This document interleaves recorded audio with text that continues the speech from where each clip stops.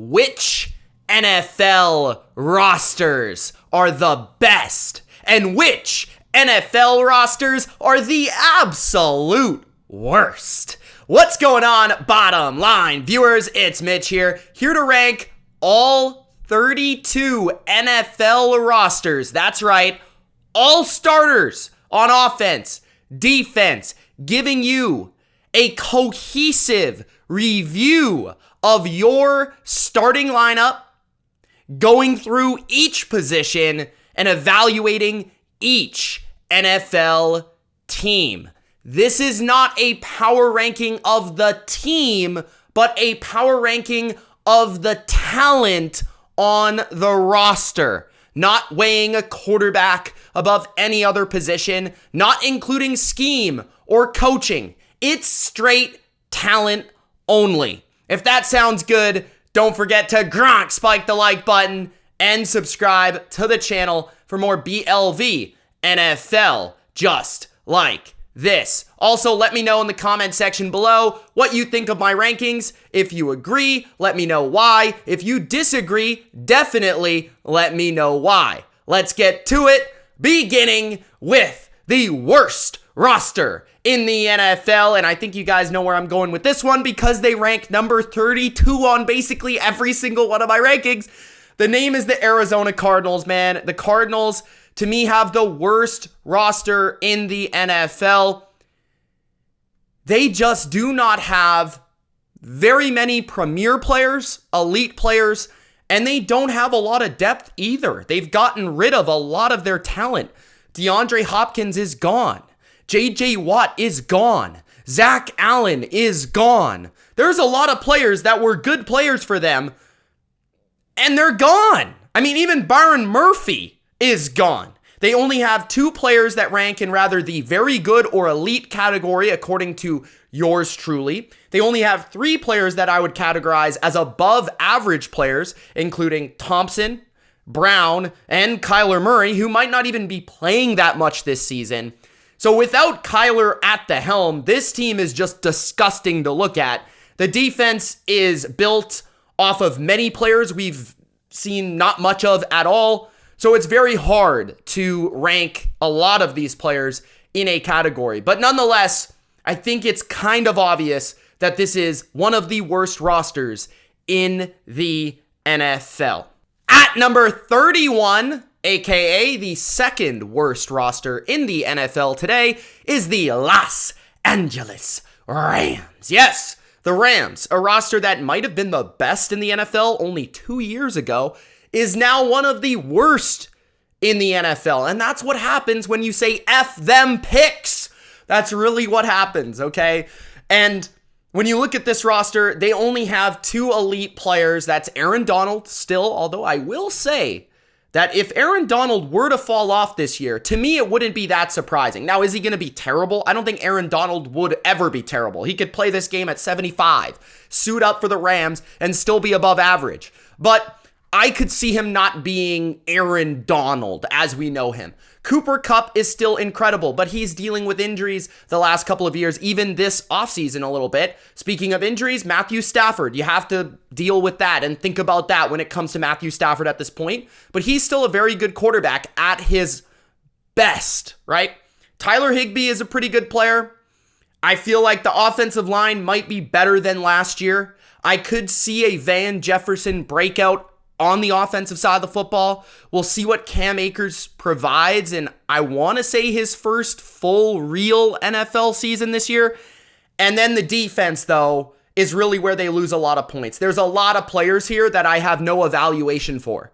They were rather like undrafted, very late draft picks that we've not even seen 100 snaps from in the NFL, and there's just no evaluation for that. We don't know what they are. That being said, Sean McVay, this staff and this front office has been very good at finding gems and building those gems, right? So we'll see with the Rams. They could be a lot better than this, but I have them currently as the second worst overall roster, despite still having more marquee names than an Arizona Cardinals. At number 30, yes, the third worst roster in the NFL today is the Indianapolis Colts. And honestly, this one shocked me, because how I figure out the score is I rank every player at every position, every starter for every team. I tally that up, and then I include the depth ranking. And I did not expect the Colts to have the third worst roster according to my ratings in the NFL. Now, I will say there's a significant gap between the Colts and the Rams as the third worst and the second worst, and then it gets closer from here on out. But Indianapolis does have a rookie quarterback. Indianapolis does have maybe a less than stellar offensive line than people want to think. The weaponry isn't bad. If Jonathan Taylor's on his game, Michael Pittman's on his game, they've got some pretty good players there. But the depth is questionable. Alec Pierce may be on the rise, but not certain. Okay? Then we have a defense that lost maybe some solid pieces to round out the safety position, the corner position. The defensive line maybe is a tad overrated. You lost a big-time linebacker in free agency. So there are some losses that were sustained by the Colts this offseason, but it is somewhat a rebuilding team. This isn't one that's going to be competing for a playoff spot, in my opinion. But I also thought at the same time they did have more talent than this ranking would suggest. So it's a funky one for me. They still have very good players. Stewart, I think, is very underrated. DeForest Buckner is a monster. Leonard, when he's on the field, is a superstar. Quentin Nelson, at his best, is a premier guard in football. Maybe they can get more out of some of these younger guys at the left tackle position. Maybe Kenny Moore bounces back this year. There's things that the Colts need to do better. Specifically, if the coaching's better, that could help the rest of the roster improve. But the Colts, at least for now, are the third worst roster in the NFL. At number 29, the fourth worst roster on my roster rankings. Another surprise, the Atlanta Falcons. Yeah, I have the Atlanta Falcons here, and this really hurts me because I'm trying to find a way to manipulate the Falcons to make the playoffs, and when I rank them 29th on my roster rankings, it doesn't really help me do that. So, but this makes me look at it realistically, and I just view Atlanta as a team that has quite a few unknown players, or quite a few guys that I just don't think are very good that are in starting positions. Jeff Okudah. Desmond Ridder is one of them, and that's the quarterback position. The offensive line is fantastic. I've been on record saying I think it might be the best in the NFL. It's at least in that conversation. The defense definitely improved on paper, but I don't think it added a superstar outside of Jesse Bates. I think Calais Campbell, David Onyemata, maybe guys past their prime at this point. We'll see how much the coaching can improve that unit on that side of the ball. Arthur Smith, we know, is going to do some funky things and get some magical moments out of this offense. Obviously, an elite player that is projected to be in Bijan Robinson can't quite be that right now because we've never seen him actually play outside of preseason football. And there's just a lot of unknowns about the defense. I'm still suspect about the corner position. I feel like the pass rush isn't quite as good as maybe they think it is. And then the offense, I think there's just Kyle Pitts didn't play his best last year. Drake London isn't at his peak yet, although he could get there this year. And it's the quarterback at the helm that's kind of holding things back. But overall, Atlanta is a team that I feel like is scheme over roster substance in a way. And I think that's why they rank at number 29. At number 28, the Chicago Bears. Yes, the Bears are at number 28. The Bears, I thought would rank maybe a tad lower than this, but they have made some additions, some improvements. The linebacker position maybe being the biggest upgrade of any team in the NFL this offseason, going from what they had to Tremaine Edmonds and TJ Edwards is a pretty big leap. They also added a number one receiver in DJ Moore. Maybe not one of the best receivers in football, but certainly a very good receiver. Hopefully they can get more out of a Chase Claypool. They added a ton of depth at running back, but nothing really like premier superstar substance. The offensive line is certainly a lot better than last year. Adding in the draft and free agency, a guy like Nate Davis was a big pickup for me. Darnell Wright in the draft. And then defensively, they did add Yannick Ngakoue recently. I'm not quite sure if he'll be a true starter or more of like a rotation player, but we'll see how that goes. I think that was a wise pickup given they don't have a lot of pass rushing substance, and he is a good pass rusher, say what you will about his run defense. And then the corner position, very young. Safety position, pretty young. Eddie Jackson is there, but Brisker's a guy on the rise that I love. I think there's a lot to like about Chicago. I've been on record stating that I am not the biggest Justin Fields fan, and maybe that does affect the rest of my view of some of the offensive playmakers because I just don't see Fields coming through as a passer. But man, this is a team that could surprise some people given that they have maybe a tad more talent if some of these young players do deliver in 2023. At number 27, the Las Vegas Raiders. The Raiders are at number 27, and this is another one that I want to put higher. You guys know that I'm a little biased when it comes to the Raiders. I was previous to the McDaniels regime, and as a Patriots fan, you know I will be during the McDaniels regime. But this is a team that has a lot of premier players, but they don't have a lot of good, solid starters, specifically on defense. There's a lot of players that they're taking chances on that are veterans, that are guys that maybe aren't proven to be solid starters, less than stellar starters, but kind of like good role players, but they're asked to do more with the Raiders than they've done recently in other places. But you look at the Raiders, I think their offensive line as a unit operates better than the individual talent. I think Josh Jacobs is a superstar. Devontae Adams is a superstar. Jacoby Myers is a pretty good player. Hunter Renfrow, pretty good player. I think the tight end position, they have a bunch of solid players, but no superstar any longer with Darren Waller leaving. The quarterback position, they basically traded one average guy for the next in Carr for Jimmy G. And I feel like Jimmy brings things culturally that's good, but Carr was obviously more talented. And then you look at the defense, Crosby, he might be my favorite defensive end in football, to be honest with you. They need more out of Chandler Jones. They need more out of the interior line. They added a lot of depth to the defense, but not a lot of like proven stars. And I think that's what bugs me about the roster. They didn't really improve it on the first layer, but it's very much improved on the second and third. And we'll see how that works for them in 2023. But the Raiders have a very good offense with mixed results defensively. I'm not sure if that will be passable this season. At number 26, the Houston Texans. The Houston Texans, I think, have a pretty underrated roster overall. Like, when I look at this roster, I think they have layers of depth. And kind of like the Raiders, and I guess that would make sense because Nick Caserio is a Patriot guy. The Raiders regime is a Patriot regime. Both of these rosters have gone for quantity over quality, in my opinion. And it's been clear and obvious the Texans' strategy to go with quality in the draft, although I don't think they've necessarily hit on all of their picks, especially yet. Like, it's a wait and see with the Texans. I don't necessarily believe that Will Anderson was my favorite pick. I do really like CJ Stroud, and I'll stand by that pick. I think that was the right pick.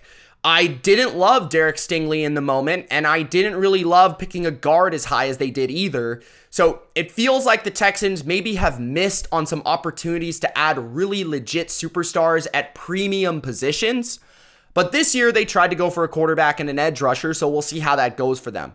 I feel like they've also done a great job in free agency, taking a really thin and bad roster and making it very deep with layers of veterans that can play. Maybe not superstars, but guys that you know and guys that have been productive. They did it again this year, I feel like, with Perryman and Rankins, and last year with Jerry Hughes.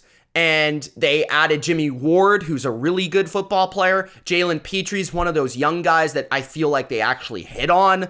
The corner position does have multiple players, like Desmond King is one that stands out for me. I think they took another swing with Steven Nelson. And the offensive line, Shaq Mason, they acquired this offseason. Maybe not what he used to be, but a good solid guard that will fulfill and stabilize an offensive line. The receiving core leaves a lot to be desired, but there's plenty of options. They drafted a couple. Tank Dell's been a standout this offseason. They added Robert Woods, a veteran that maybe can help the other guys. Still waiting for a Nico Collins breakout, but I do really like the running back as well. So Dameon Pierce is a standout. I feel like this offense can run the ball, protect the quarterback. Defensively, I think they'll be a little bit better than people think, but as a roster, they just have a lot of depth, which I really, really like. They just don't have a lot of superstars yet. They're waiting for their draft picks to break out. Maybe that's this year, maybe it's not, maybe it's never, but we'll see. They're at number 26. At number 25, the Washington Commanders roster. And this is another one that I feel like a lot of people watching this video are going to be upset with, because I made a Sam Howell video that did quite well, and a lot of people liked that video, and therefore they subscribe when they're Washington fans, and now they're going to see that I ranked their team 25th in roster talent. And I don't really get it myself, and this is, I guess, the best way to explain it.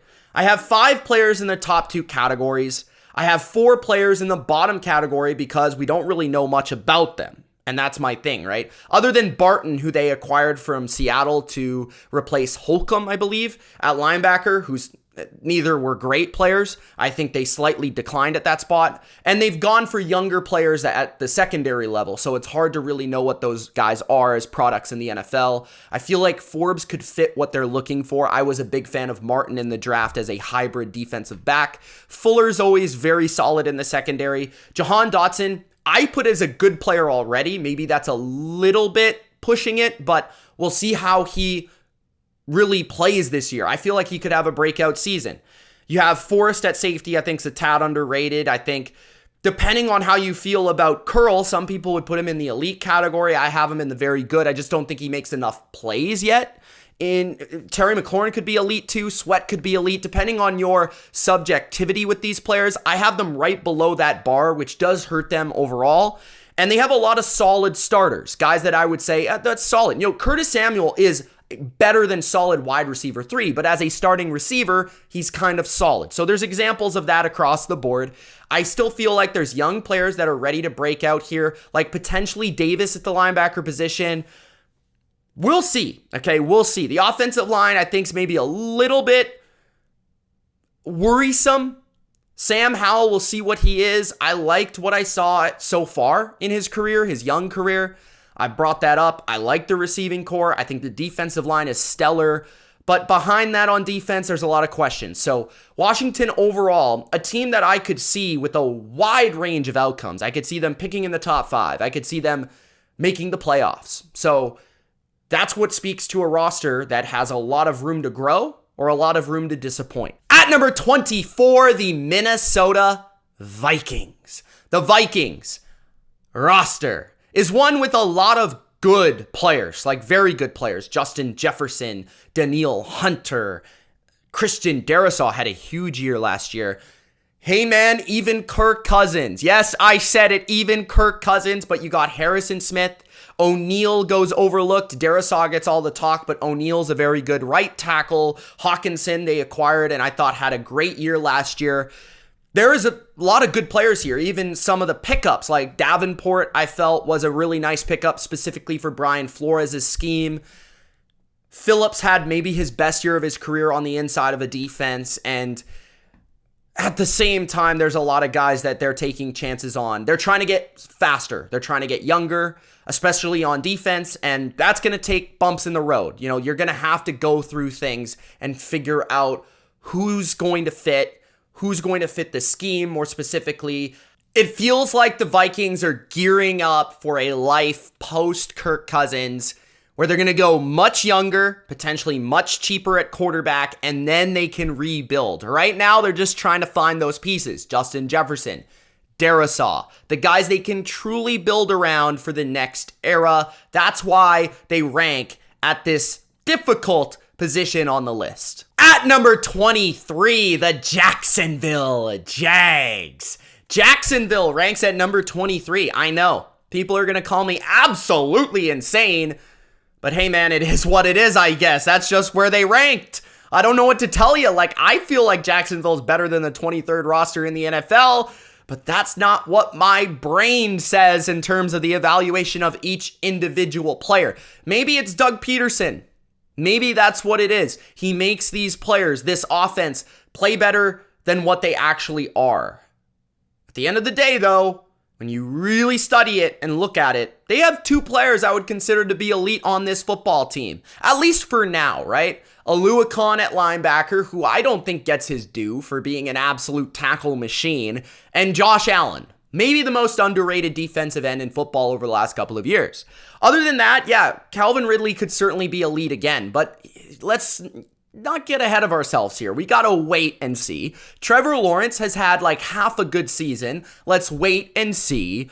Kirk, same thing. I mean, had one good year. Travis Etienne, I think's better than the fantasy people are trying to say. I think he's actually super explosive, maybe better for real life purposes, but Etienne is a really good runner of the football. And then Tyson Campbell, again, just needs more. Like, I need to see more from this football team, and that's maybe the biggest thing.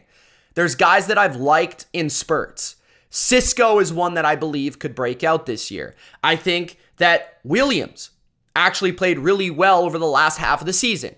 Evan Ingram played well in spurts and for most of the year last year, but he was coming off a couple years of not playing good football. So this is a team that is very young, and because of that, there's not a lot of proven, tied together consistency and longevity. And due to that fact, I can't rank a bunch of these players higher than where I have them. There's also still some guys that I don't feel are very good. I didn't think they addressed some of the positions they should have addressed as well as they should have addressed them. Nickel corner being one of them, possibly the tackle position with the looming suspension. The offensive line as a whole is still kind of a weakness in my opinion. I think Lawrence makes it look better than it is. And then some of the depth players overall are just okay, but nothing spectacular. So I view Jacksonville as a team that really is counting a lot on some of their young draft picks from a couple years ago to really rise to the ranks. Because if not, this team maybe didn't improve enough to get better this year. Maybe even they could take a step back if they're not careful. So that's why Jacksonville ranks at this position. At number 22, the Carolina Panthers. The Carolina Panthers is a team that I've wanted to buy into all offseason. And that's even me saying this, not being the biggest Bryce Young supporter in the world. Like, I like Bryce Young. I think he was a fine draft pick at number 1, maybe the safe draft pick at number 1. But certainly I've expressed my concerns about a small quarterback with not plus arm strength or athleticism being a first pick in the NFL draft. So I'm not even really a Bryce guy. I just feel like this roster has not been capitalized on by the coaching in recent seasons. We saw this team really turn it around last year with Sam Darnold, of all quarterbacks, at the helm and almost compete and beat Tom Brady in a division race. So that's pretty impressive to me overall. The offensive line, I do think when they're healthy and all there, I think they are very good. Now we'll see what type of development they can get out of Ekwonu, because that might be the difference-making development right here. If he doesn't get any better, and if he maybe even regresses, they're in trouble, because that's a big spot for Bryce's future. But if he gets a lot better, like he should, then this offensive line all of a sudden catapults into a very good status.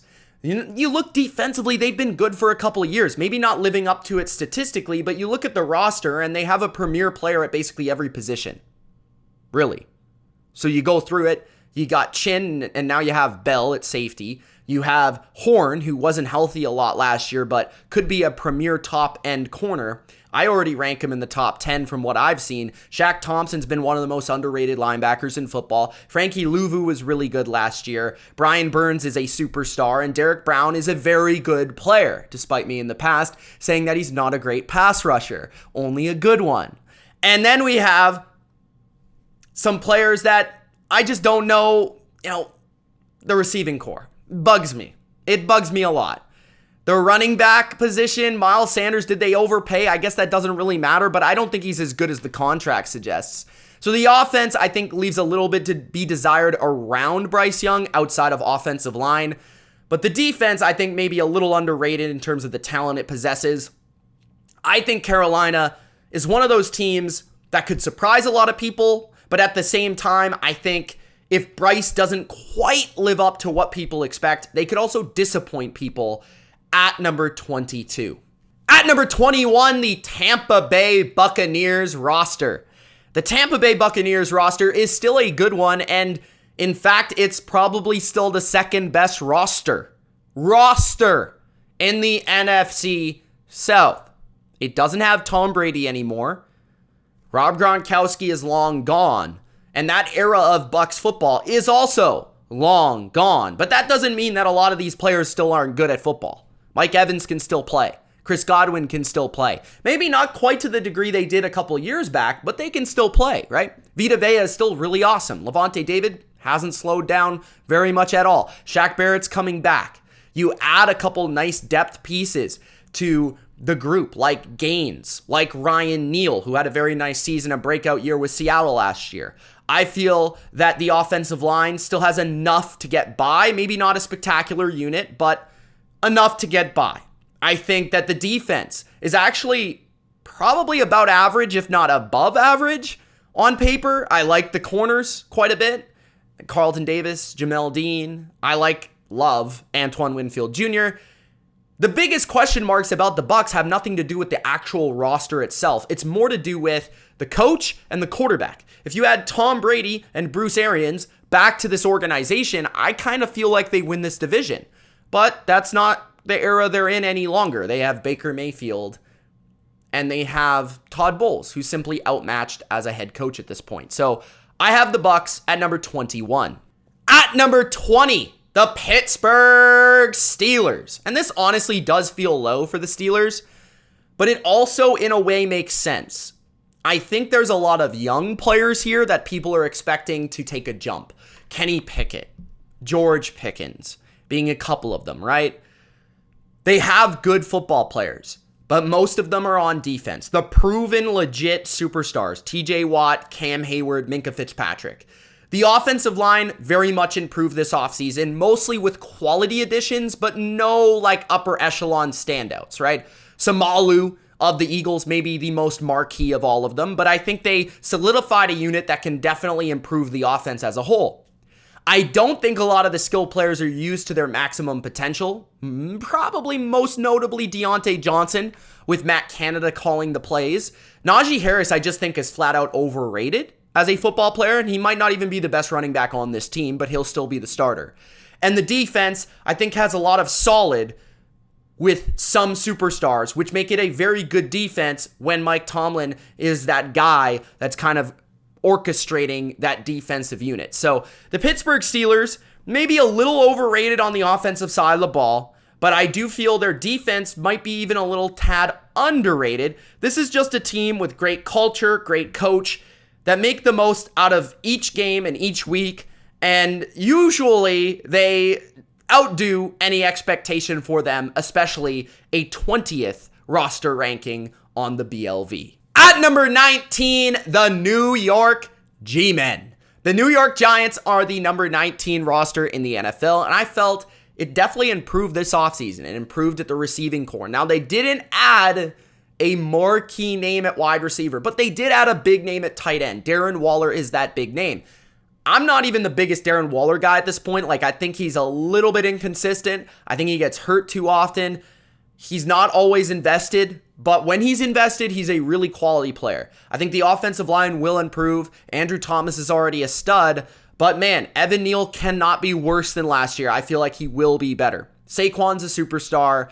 And Daniel Jones, I still think is a good player. People keep saying, can Daniel really do it again? Honestly, I could see him having a better year than last year. The defense, I think, improved at linebacker. I think, I hate the Julian Love loss, but I love Deonte Banks coming out of the draft. Adoree Jackson's a good player. They got a quality pass rush. Can Thibodeau take the next step? Dexter Lawrence and Leonard Williams are studs, especially Lawrence, who's upper echelon. And I think they actually added some nice depth on the D-line, some decent depth overall. And man, if they can just get one of these receivers to take a step and be the guy, this could be a surprise team, be just as good, if not better than last year. This is a roster that I think is better than last year. The question is, will they get luckier than last year, which is almost impossible, which is why I have them at number 19. At number 18, the New Orleans Saints. The Saints are at number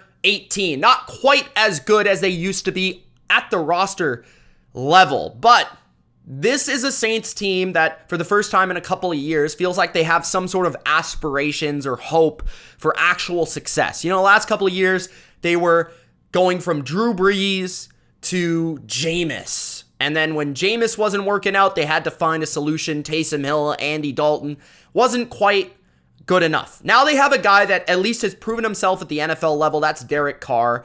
And they still have enough of a roster to make things interesting in a weak division. They still have marquee names on defense. Demario Davis, Marshawn Lattimore, Tyrann Mathieu, Cameron Jordan. And they actually have some on offense. Chris Olave being the youngest and the newest and the freshest of that group and the one that is the most promising. But they are bringing back Michael Thomas maybe for his first healthy season since like 2019. And then, of course, Alvin Kamara is still around with depth behind him and Jamal Williams and company. The offensive line isn't as good as it used to be. No Teron Armstead on this unit any longer, but still a pretty good unit. The tight end position has a bunch of guys. The receiver position has a pretty good depth. The defensive line is maybe the biggest question mark we've ever seen it have in recent seasons. A lot of young guys, a lot of guys spent with high capital, first, second round picks, right? Peyton Turner hasn't turned out yet. Brian Brzee, we'll see what he is from a first round this year. A few guys I am definitely missing, but they brought in a couple others. In Saunders at D tackle. I feel like this team, if Cam Jordan and Tyrann Mathieu and Demario Davis and Marshawn Lattimore and Alvin Kamara is still the players they have been, they'll still be good. They'll still be a good roster. The question is, will Derek Carr deliver? And I feel like he'll deliver more than what they had. So that will make them competitive. But from a roster standpoint, still a lot of quality players. A lot of veterans, which makes them both a known quantity, but also at the same time, kind of a questionable one, because will they regress? This is one of the older rosters in football. It speaks to their cap room because they have to pay a lot of these veterans maybe more money than they should. But if Carr can figure it out, and if the defense can stay good, this team will be pretty good. I have them around 18 on my roster ranking. At number 17, the Denver Broncos roster. The Broncos roster, I feel like, has been just absolutely hyped to the moon the last 3 years or so, that people have not come off that take. Like, so many people thought the Broncos would be great last year, and I was not one of those people. And I'm not trying to sit here and pat myself on the back, although if you want to, that's fine with me. I mean, come on. But the Denver Broncos are a roster that I feel like people don't actually sit back, relax, and analyze. Like, they think of this roster the way it was a couple years back. And it's not quite that good. Like, yeah, I love Simmons and Surtain on defense. Is there anyone else on this defense that you could really say is a stud? Like, there's good players. Like, I like the addition of Zach Allen, but he's taking over for Draymond Jones, who might be better. There's a guy in DJ Jones who I like, but didn't have a great year. Kind of a role player as a run defender. And the pass rush maybe isn't as good as it used to be. Randy Gregory is super inconsistent. Frank Clark's coming in there. Hasn't been as good as of late with the Chiefs. Linebacker position is fine. Singleton had a good year last year. Nice year for him. Like, the defense, I think, was a sum of the parts and not the individuals last year, or even maybe the year before. And the offense, I just don't think the receiving core has lived up to the potential. Tim Patrick got hurt again, unfortunately. Sorry to hear that. Courtland Sutton has not been Courtland Sutton, and people still think he's Courtland Sutton. Jerry Jeudy has not been Alabama Jerry Jeudy quite yet, right? And KJ Hamler's never lived up to what we thought. Unfortunately, he's also injured now. Maybe they get more out of tight end this year, expecting a big leap there. Russell Wilson was not Russell Wilson, right? They have some names. The offensive line, I will say, has gotten a lot better this offseason. Could that be the steady unit to make this offense a lot better. That running game get going. Russell Wilson working off of that running game. That's where he's always been at his best, throwing those moonshots, those deep balls down the field. And if the defense can still be steady, they'll compete. But I don't think compete means they're going to be good. So Denver, a pretty average roster in my books, and I think that's accurate. At number 16, right in the middle of these roster rankings, the Tennessee Titans. This is probably a lot higher than a lot of people have them, but I'm just generally higher on the Titans roster than I feel a lot of other people. And this actually shocked me given the fact that I feel like the offensive line is kind of not very good, and a lot of these individuals don't rank very high on the offensive line, which just speaks to the rest of the roster and how quality it is. The defense doesn't really have a weakness or a weak point or an unproven player that I'm not certain will be pretty good. On the defensive line, at the linebacker position, the secondary, not many of these guys are not good. And then you look at the offense. The skill positions are definitely passable. Definitely. Like last year, very suspect. But this is one of the better position groups the Titans have had at wide receiver, tight end, running back combined since a long time. It feels like that 2020-2019 range where they were really a quality football team. The Tennessee Titans actually have weapons around Ryan Tannehill, a guy that when he has weapons is actually a decent to pretty good quarterback. So I just feel overall, this doesn't even include Mike Vrabel coaching these boys. I think the Titans are an underrated roster and an underrated, overlooked football team.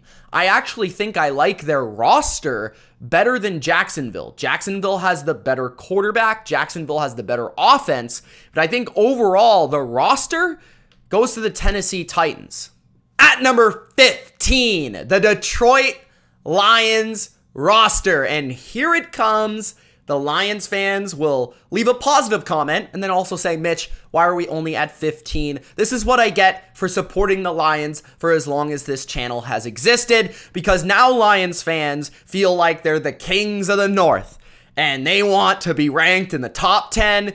But man, look, the Lions have a lot of young players, okay? So we've got to prove that we're here to stay. Aiden Hutchinson, I believe, could become an elite player very soon, but he's not quite there yet, right? Like, let's just wait. St. Brown, spectacular last year, statistically elite. I feel like his impact is close, okay? Decker, good player. The rest of the offensive line, really good. Frank Ragnow, spectacular center, definitely an elite player. I think Sewell has gotten to that point at right tackle. Jared Goff, solid quarterback, maybe even a good one. And there's not many players on this starting lineup that I don't think are decent. Like there's maybe one or two. The rest of the starting unit, good. And this Lions team actually has depth, which is something I can't say for a lot of Lions teams in the past. The secondary has improved greatly in that regard. And I think if they can get more from the pass rush around Hutchinson, if they can get a more steady, reliable receiving option outside of St. Brown, maybe it's Jameson Williams post that suspension, this team could be really one of the best in the NFC. They're close. They're really close. At number 14, the Seattle Seahawks. The Seahawks roster is a lot better than last year. And I felt it took the league by storm last year, a lot because of that draft class. A lot of guys that were drafted like after the first round were superb picks. Tariq Woolen being the greatest example. 2 tackles in the same draft that hit. That's tough to do. That's tough to pull off. The Seattle Seahawks are a good roster, a good football team, and I think got better this offseason, adding a first-round receiver, a first-round corner. 2 of the top 2 at each position, in my opinion, in the draft. At 2 premier spots, like corner and receiver, where they picked them, spectacular picks. And then you add a real pass rusher on the inside in Draymond Jones. A linebacker, a legend of your franchise in Bobby Wagner. A very good safety position already. 2 awesome corners. I think this team is going to take another step forward. They made the playoffs last year. It was great just to get there. This year, it's going to be phenomenal when they win a playoff game. That is how confident I am about the Seattle Seahawks roster. I think they are a top 4 team in this conference, and I think it's also a top roster in this conference as well. Geno is legit. Pete Carroll, this franchise, this front office knows how to pick them, knows how to sign them, knows how to build a team. This isn't just a good roster. It's coming together as a good team, and I believe that they are number 14 on this list. The 13th best roster in the NFL, the Green Bay Packers. The Green Bay Packers, yes sirree, are number 13 on this list. And the thing is, I feel like if you replace the name Jordan Love with the name Aaron Rodgers, everyone would agree with this. Everyone would agree with this. They'd even say maybe this is a little too low. But now that Jordan Love is the quarterback, now that Aaron Rodgers is gone, people are starting to question the talent of this roster. But man, this team is talented. Like, the offensive line is always good, and they always have insane depth everywhere. Yeah, the playmakers are very young, but I think Christian Watson is a budding superstar. I think Romeo Doubs is better than people give him credit for. I think he's a good player. Luke Musgrave maybe could be something, but I'm not expecting much as a rookie, but maybe down the line. They also drafted a receiver. They drafted multiple tight ends, in fact. Aaron Jones is still Aaron Jones. A.J. Dillon is a good player. The offense as a whole, if Jordan Love is kind of good, which I think he could be kind of good this year, this offense will surprise people because I think Love will run the system as LaFleur wants it in his image. And I feel like Rodgers was getting away from that somewhat last year. Then you look at the defense, and I think it's even more stacked previously in the front seven especially. Rashawn Gary is back. You had a first-round pick to that position. Devontae Wyatt is going to be a good player. The linebacker, Quay Walker, had actually kind of a low-key pretty good year as a rookie, and I think he could be a really good player. Both Georgia products in their second year could explode. Devondre Campbell's really good. Did I bring up Rashawn Gary already? Yeah, he's really good. Preston Smith, Kenny Clark. I took that long to get to Kenny Clark. Jair Alexander, I haven't even mentioned him yet, and there's still a Rasul Douglas. The safety position is maybe the only position where you look at it and you say, I'm not sure about that one. But the defense is really strong on paper. Roster, not the team, not the production. I don't love the defensive coordinator. I don't love the defensive scheme. But the roster is there. There was a reason before last year everyone was like, the Packers could have the best defense in the league. They didn't account for coaching, but it is what it is, right? So the Packers have a really good roster, definitely above average. If Jordan Love hits, this could be a playoff team this year. At number 12, the Miami Dolphins. The Dolphins are at number 12, and I think for a lot of people, they would be higher. I don't really know why. I feel like I fairly ranked a lot of their players here, and I think that's just what it comes down to. Miami has a lot of big name players and a lot of marquee names, a lot of superstars. I think they also have more weaknesses than people want to bring up. Like, I think they have spots on their roster where when you do the formula I do, tight end comes up, left guard comes up, safety comes up, third wide receiver is a punt returner, right? So you go through the formula and ranking each individual starter, and with the depth, I actually think they have depth at quite a few places. I think they have depth on the offensive line to a certain degree. I think they have depth at running back. I think they have depth on the defensive line, and I think they have depth in the secondary. But I feel like at the same time, there's starters that wouldn't be starters on other teams, and there's superstars that just stand out. Tyreek Hill, Jalen Waddle, Howard when he's on, right? Ramsey got injured, so I didn't include him here, that they would be bumped up if he was included, maybe 1 or 2 spots higher, but obviously he got injured. Baker's a really good player. David Long, when he's on the field, is a really good player. Javon Holland is possibly a future elite player. Teron Armstead, really good when he's on the field. Again, a lot of injury issues here. Same with Tua. Hunt is a good player. Chubb is a good player, maybe a little overrated. Connor Williams played really well last year at center for them, and they even have underrated guys like Zach Sealer on the defensive line. I think Christian Wilkins is an elite D lineman, so they've got a lot to offer. Jalen Phillips is a future possible defensive player of the year, pass rushing specialist. Miami has a lot of superstar talent, but they also have a lot of weaker starters, which kind of balances out their ranking here, which is why they might be lower than people would expect. At number 12. At number 11, just outside the top 10, the New England Patriots. Yup, the New England Patriots. Here come the biased comments. Oh, you got the Patriots at number 11. This guy doesn't know what he's talking about. He doesn't know football. Here's the thing with the New England Patriots, and this is the way that Bill Belichick has always built the New England Patriots roster. They have very few weaknesses, very few weak spots. And when you're grading each and every spot and giving a 4 or a 3 or a 5, maybe they don't have a lot of 7s. I'll give you that. The Patriots right now, it's not like it used to be 10 years ago. They don't have Devin McCourty or Rob Gronkowski or Tom Brady. They don't have like legit upper echelon top players at every position pretty much. Dante Hightower, right? They just have a lot of solid to good players, which makes them a lot higher on this list. And they have enough very good players that I think people overlook. Josh Uche, Ramondre Stevenson, Jonathan Jones, David Andrews is still around. And even elite players like Kyle Duggar is an elite safety in my opinion. Michael Onwenu is an elite right guard. Matthew Judon is an elite defensive end. Maybe not all at the right positions because they don't have an elite tight end or an elite receiver, an elite quarterback or elite sexy position. People don't rate them quite as high as they should be ranked. But when you look at this roster, it's very hard to find weaknesses. And it's also very hard to find a position that they don't have depth at. Maybe they don't have quite as much depth as you would like, but they have depth. The offensive line, maybe not as good as years past, but other than that, the Patriots are as good, if not better, than the last couple of years. So I have them at number 11. Entering the top 10 rosters in the NFL today, at number 10, the Kansas City Chiefs. Yes, the Kansas City Chiefs are at number 10. Patrick Mahomes leads the boys inside the top 10. But that's the thing, right? You have Andy Reid, you have Patrick Mahomes, and kind of like the Patriots of the past, you have Tom Brady, you have Bill Belichick. It makes you a Super Bowl contender without having a Super Bowl roster.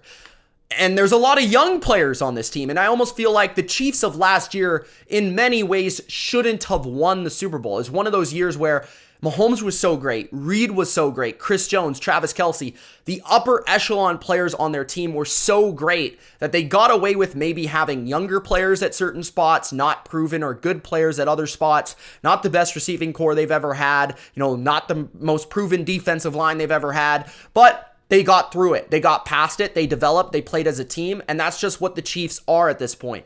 I feel like they have a lot of good players. I also feel like they have still a couple question marks. I think this year they have more question marks at receiver, right? You lose Juju and you're trying to replace that production with Kadarius Toney or Sky Moore or like a 7th round pick. I mean, people are bringing up Ross. And then you got the defense that a lot of young players people hope to ascend this year. I will give you that. George Karlaftis. Bolton's a really good player already. I think they have a very strong linebacker position. Juan Thornhill's gone, so you've got to replace his production at safety with potentially Cook playing more snaps. McDuffie is going to probably be better this year. I thought he was good last year already. Justin Reed was good in his first year, but could be better this year. I think the offensive line on the inside is as good as it gets in the NFL, but the tackle position is very suspect. Could Kelce decline? I don't think so at this point, but it feels like it's going to happen eventually. So I look at the Chiefs and I say, yeah, it's a better team than it is a roster. And that's just the way it is because you have Mahomes, you have Reed, you have Jones, you have Kelce. Those guys are Hall of Famers. And they carry the rest of just a decent roster for the Chiefs. At number 9, the Los Angeles Chargers. Chargers are at number 9. The Chargers are still a very good roster, as much as I want to say the Chargers have not put enough around Justin Herbert, or people want to say that it's not Justin Herbert's fault. Hey man, he's got a good roster around him. The problem has been injuries, and that's how you can't account for a maybe disappointing year, right? If Joey Bosa isn't always playing, if Rashawn Slater isn't always playing, if Keenan Allen or Mike Williams, they're not always playing, if a guy that you sign a ton of money to, that's J.C. Jackson, isn't always playing, and these guys are expected to be elite, very good players in your system for your team, then you're not clearly as good as you thought you would be, right? So a lot of it is injuries for this team. Like, they did not play up to this level last year. Now, they made the playoffs. I don't expect them to make the playoffs this year. But if you also told me they made the AFC Championship, I wouldn't be that surprised because, again, they have a top 10 roster. And you would argue it might be better this year. The offensive line is maybe as steady as it looks on paper as it has in a long time. The receiving core actually has really good depth. You know, Palmer is a number 4 receiver on this football team. Gerald Everett at tight end. Austin Eckler at running back. You know, obviously Herbert. And then defensively, the defensive line, they added some young players to help out Joey Bosa and Khalil Mack, a really good duo on the outside. The interior isn't bad. Morgan Fox made my top 32.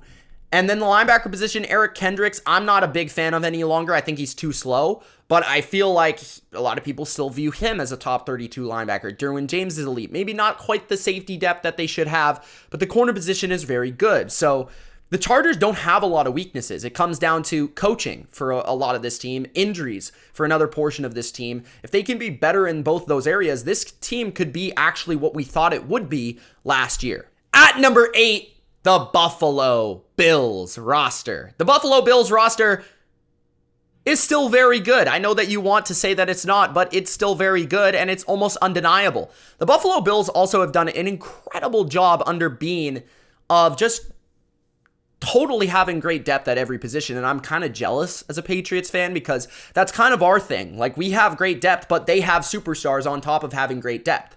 Right? Instead of having Devontae Parker and Mac Jones, they have Josh Allen and Stephon Diggs. And that's kind of the difference between our two teams, is it not?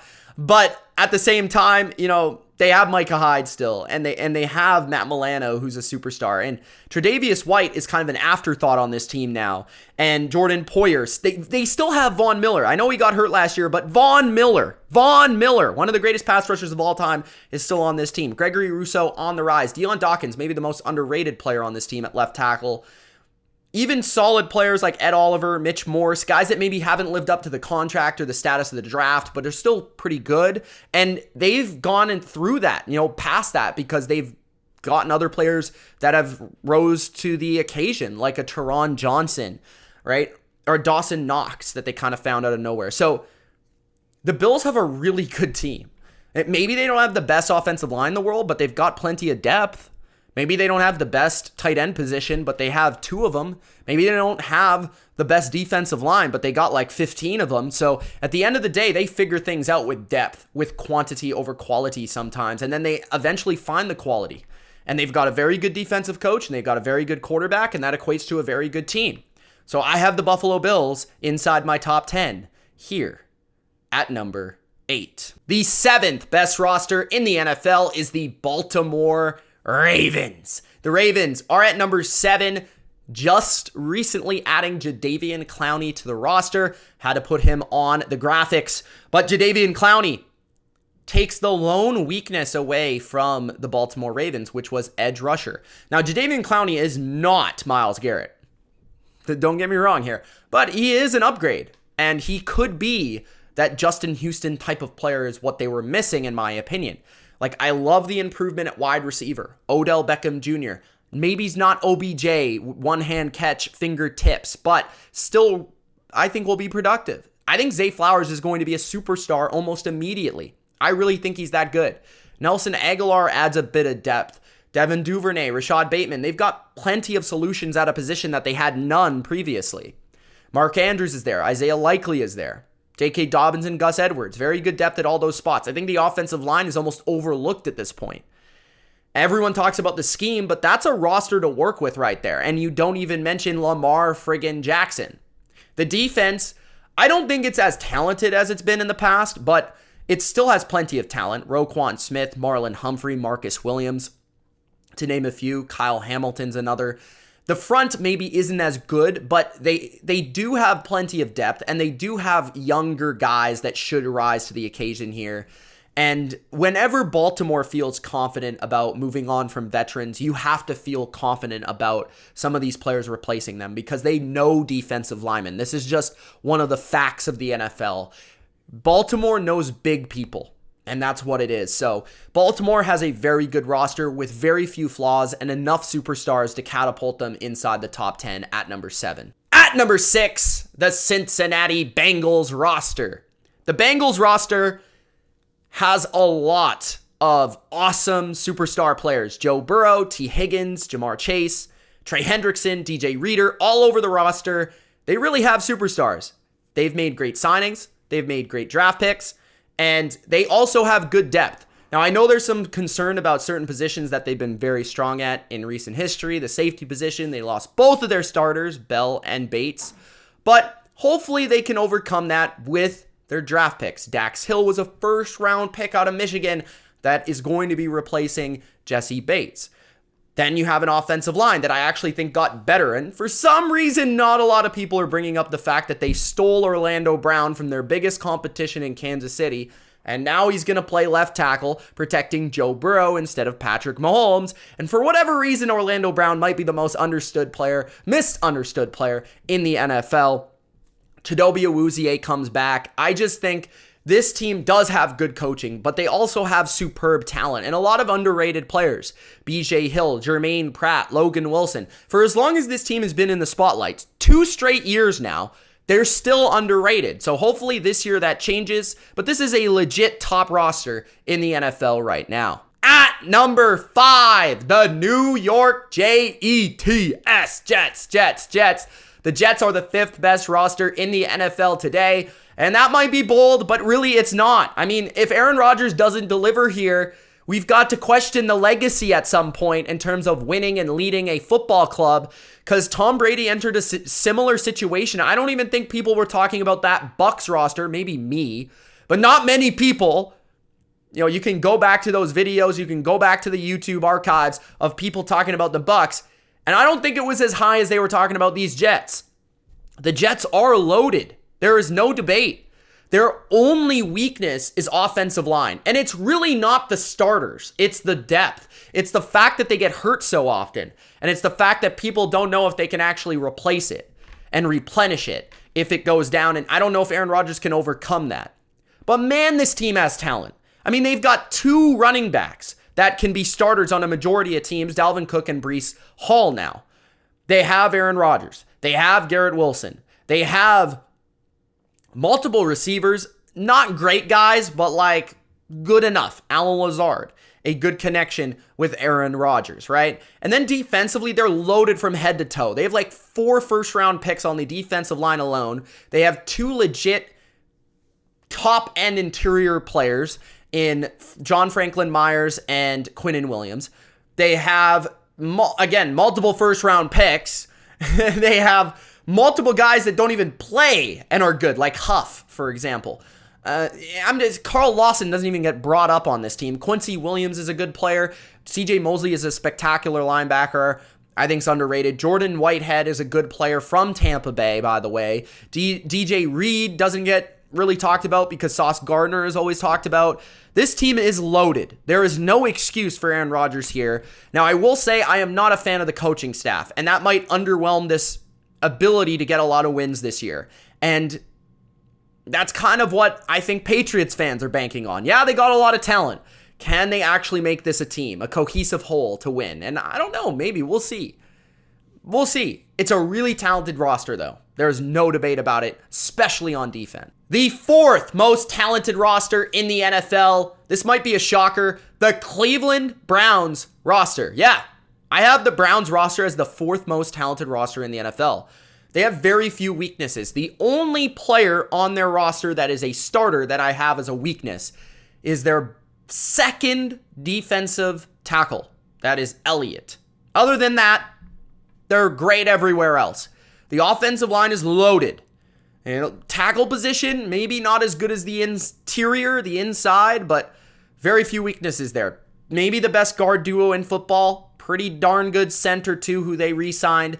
David Njoku's a really good tight end that doesn't get enough credit. Receiving core got better this offseason. Multiple players added there, Elijah Moore being a big one. Elijah Moore, a lot of people high on him. I need to see more out of Moore, but Amari Cooper, Donovan Peoples-Jones might be the underrated one that I don't think people give enough credit. Deshaun Watson, can he be Deshaun Watson? If he can, this team's going to be legit really, really good. Really good.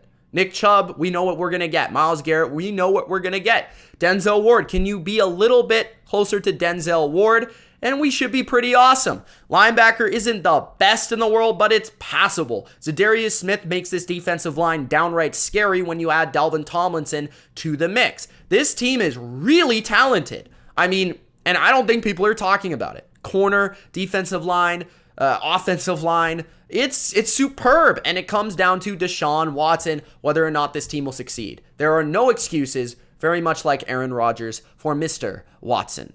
Entering the top 3, the third best roster in the NFL, in my opinion, probably the best roster last year, is the Philadelphia Eagles. Now, there's a difference. Notice how I said that. There's a difference between last year and this year. The Philadelphia Eagles were the best roster last year. That does not mean they're the best entering this year. Things have happened. Things have changed. They've kind of swapped some proven commodities like Javon Hargrave or like Chauncey Gardner-Johnson, CJ Gardner-Johnson, for unknown quantities, right? Unknown guys. Linebacker position's a big one. We're counting on Nakobe Dean to replace TJ Edwards. So there's certainly weaknesses that hold the Eagles back from being the best roster in the NFL like it once was last year and a few years before that. But there's no mistake. I mean, look at the amount of elite players you have on this team. Let's go through it. Jason Kelce, Lane Johnson, Darius Slay, A.J. Brown, arguably Devontae Smith, Dallas Goedert, Jordan Mailata, Hassan Reddick, Jalen Hurts, James Bradbury's pretty good. Who else you got here? Sweat, Dickerson, Maddox, Cox, Swift, Edmonds, Blankenship. I mean, you go through the team. There's enough here. Now, who will be the starting running back? I have Swift on there. I don't know. That's just what the depth chart said. I'm probably going to go with Rashad Penny overall. Edmonds is an interesting pickup. I could see him actually playing better in Philadelphia than he did in Pittsburgh. He wasn't bad. The safety position is a question mark. The linebacker position is a question mark. The running back, maybe a little bit of a question mark, but it's running back, so who really cares? But other than that, this team is really loaded. Defensive line spectacular, offensive line spectacular, receiving weapons are great. Corners are pretty darn good too, just a little old. And Hurts, I think, is leading this team to the promised land. Once again in 2023, they're going to be a very, very, very competitive, very good team that could go to the Super Bowl again. The second best roster in the NFL entering 2023. Ooh, the Eagles fans are not going to like this one. The Dallas Cowboys. Yep, that's right. I have the Dallas Cowboys roster as the second best roster in the NFL. And maybe they don't have as many elite marquee players as the Philadelphia Eagles, but I would say they have less weaknesses. They don't have a massive gaping hole at linebacker or safety. Actually, they have very good players at both of those positions. And maybe they don't have as an elite of a defensive line or an offensive line. Maybe the defensive line's just as good as the Eagles, but they don't have a weakness at either position. Their receiving core got better with Brandon Cooks. Their corner position got better with Stephon Gilmore. Their defensive line got better with a first-round pick, Mozzie Smith, added to the mix. Tight end, maybe more of a question mark than years past, but really kind of felt like Dalton Schultz was a product of the system and the quarterback. Dak, I expect to bounce back, by the way. Tony Pollard, I think, is an upgrade over the duo of Tony Pollard and Zeke. Honestly, I think just giving Tony Pollard more carries is probably wise. And what I like about the O-line, too, maybe doesn't have the greatest depth. They have versatility within it, and multiple guys can play multiple starting positions. I think the secondary is the best in football. I think they can do everything. I think the safeties have 3 that are very good players. So this team is loaded, man. Micah Parsons, Zach Martin, legit top upper echelon players at their position, maybe the best at their positions. CeeDee Lamb's top 10 at his position. All right, Gilmore and Diggs are up there at corner. Lamb, I mean, this team is really good. And I don't, just because they're the Cowboys people want to hate, don't hate, appreciate. Dallas is at number 2. The best roster in the NFL entering 2023 is the San Francisco 49ers. The 49ers are the best roster in the NFL, and it's basically coming down to the fact that they have 1, 2, 3, 4, 5, 6, 7, 8, 9, 10, 11, 12, 13 players. 13, that's more than half of their starters got a 5 or a 7 on my scale, meaning they're rather very good or they're elite football players. That's insane. Now, maybe they have more weaknesses than a team like the Eagles or the Cowboys. Maybe. But this team has so many elite players and unique elite players too. Ayuk, Samuel, elite but unique receivers. CMC, a unique weapon. Right? Kittle, a unique tight end. Kyle Juszczyk, a unique player. Trent Williams, a unique elite player. Nick Bosa, a unique elite player. Fred Warner, a unique elite player. That's what stands out to me. More than anything else, the 49ers have the best roster. Even if you strip away the quality and the uniqueness of those individuals. But then when you add that layer of, well, there's not that many players that play like that player in the NFL. There's not many Deebo Samuels in the NFL. There's not many George Kittles in the NFL. There's not many Christian McCaffreys or Nick Bosas or Hufangas. There's not many of those players. You can say that it's like Micah Parsons for Dallas, right? There's not a lot of players that play like that. That style, that versatility, that nature. So the 49ers, that might be the biggest take for why they're the best roster. Thank you guys for watching this video. I appreciate everybody that's watching all my rankings all offseason long. A lot more NFL previews and content coming the rest of August and early September as we lead up to 2023. If you enjoyed, Gronk, spike the like button, subscribe, and I love you. See you soon. Peace.